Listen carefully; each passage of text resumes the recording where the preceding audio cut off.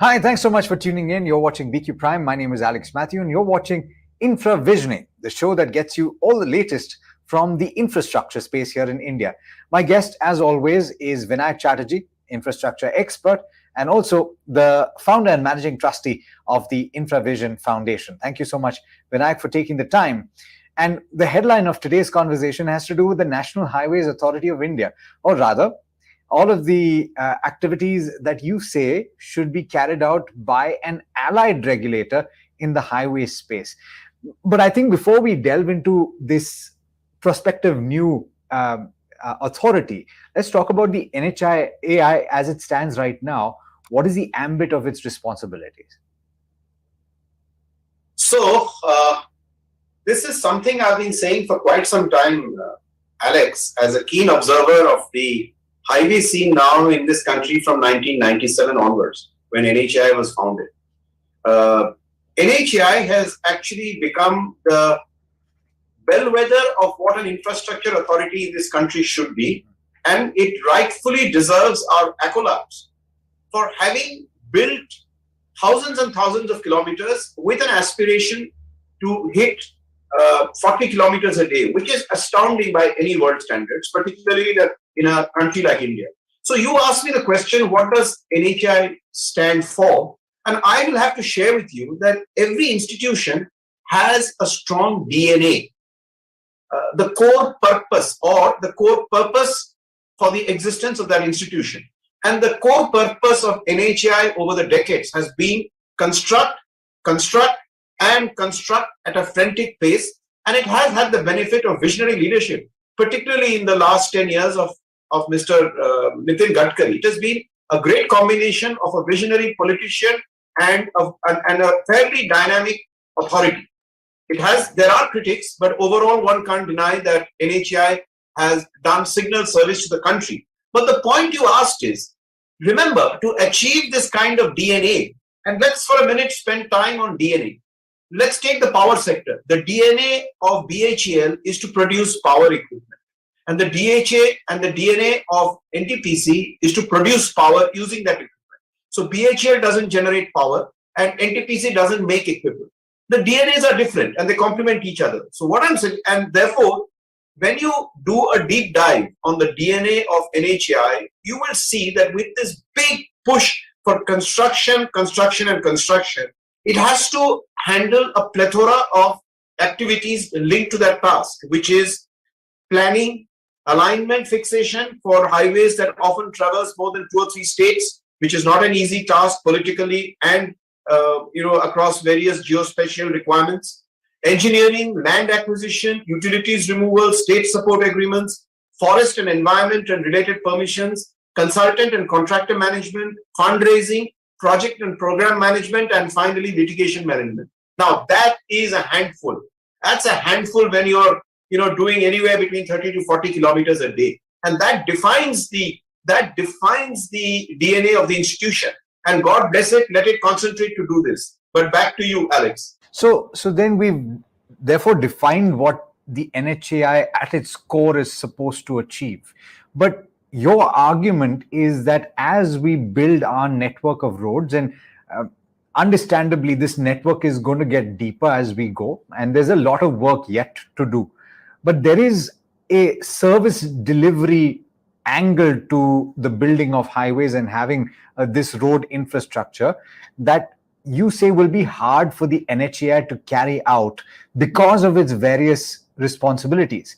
What are these responsibilities that you talk of? What is service delivery when you're talking about highways? Okay, right. Now, you have certainly spurred me on because this is one of my favorite topics right now. And I'm sure the NHAI bureaucracy doesn't particularly like me for saying this repeatedly. But here are 7 reasons. First is road safety. When you have built and run a vast national highway network of this size and scale, as you know, our record in road safety has been very poor. By all accounts, according to the World Bank, we are 11% of the world's fatalities occur in India. And Mr. Gadkari has gone on record to say that India's road accidents are more dangerous than the COVID-19 pandemic. Now, India has about 4.5 lakh crashes per annum, in which 150,000 people die. I mean, this is the scale of the problem. So we need, point number one, why do I need a separate National Highway Services Authority? Task number one, concentrate on everything to do with road safety. Point number two, customer satisfaction. Today, you are getting drivers of cars as well as multi-axle trucks to shell out a fair amount as toll. Now, the payment for any service by law requires a commensurate delivery of such services. So does the toll-paying public believe that by paying toll, it is getting the service that it should expect, whether it is waiting time at toll plazas or whether it is service amenities or driving comfort or safety or anything? No. So you have to now concentrate on squeezing service delivery. I mean, the railways have understood this after decades. So on places like the Vande Bharat and all that, the food service, the cleanliness, the timeliness, these are all aspects of service delivery. So the road sector, I think we now need NHAI to focus on customer satisfaction, because you're getting people to pay a huge amount of toll, right? So that's reason number two for a separate National Highway Services Authority. Reason number three, Minister Gadkari has said that we are moving from a physical toll-based system. We have moved to a RFID reading system, FASTags. Now, we are now wanting to lead to the next stage, which is a GPS-based tolling system, which will track the movement of your vehicle from point A to point B through satellite and GPS connectivity. So you will only pay for the road that you consume and not for the entire length, and it will make it hassle-free, no toll plazas required. Now, that's a significant leap of faith in technology. I think a new services authority will have to manage that installation and maintenance of that system. The next point, intermodality. The new Gati Shakti as well as the National Logistics Plan talks a lot about intermodality of improving our logistics costs. Rail to road, road to rail, to inland waterways, to coastal shipping, etc., and hubs which are multimodal. Now that requires a different service orientation in NHAI to get a multimodal mindset. That's another reason why we require a services authority that focuses on this. Moving on, disaster management. India is a vast and complicated country. At various points of time, there are avalanches and roadblocks in the hills, there's flooding in the plains, there's earthquakes, there's accidents. We need them to focus on a separate disaster management dedicated to the road sector. Moving on, the major point that is being missed is the fact that when a road is being built in this country, the land alongside suddenly escalates in value, right? And anecdotal evidence is that the land value appreciation can be anything from 4 times to 10 times as soon as an NH is built. Now, who is getting the benefit of this land price escalation because of public expenditure in development of a road? It's not you or me or the tax-paying public.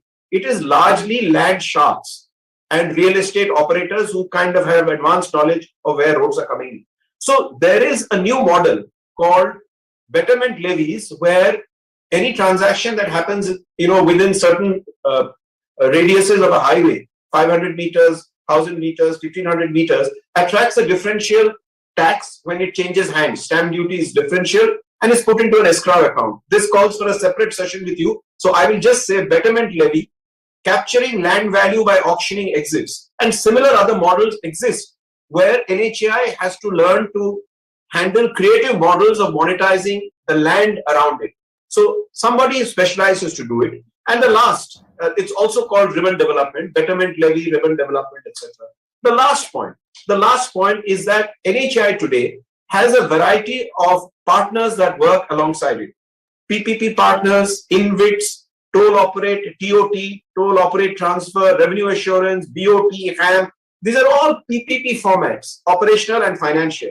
And these multiple partners require a certain degree of regular handling because they are partners in the day-to-day activities. It can't be left to the construction gang. So here I've outlined for you a bundle of reasons why I strongly believe that India has reached a stage, happily so, where the traditional NHAI should be left alone for its construction agenda, where we have still a long distance to go, and a separate National Highway Services Authority should be created to manage these 7 aspects of services delivery, which I have very briefly outlined to you. But back to you, Alex. Absolutely. And I think you've done a fantastic job in outlining those arguments.